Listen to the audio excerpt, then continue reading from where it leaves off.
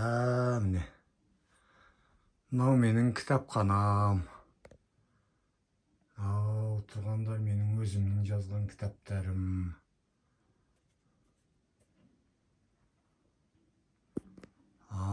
Осындай.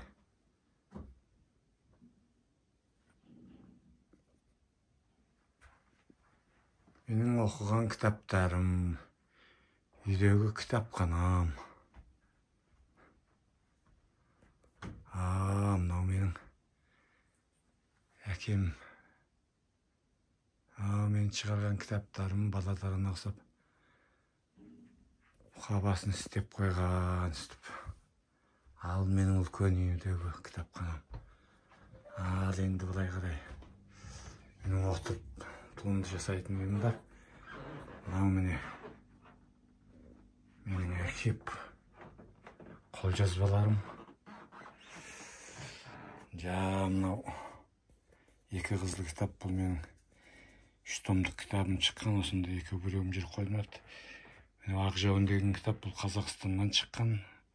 Ал мына Сарғаймақ сағыныш деген осында шыққан 2 жыл бұрын. Мынау менің моңғолша шыққан өлең кітабым.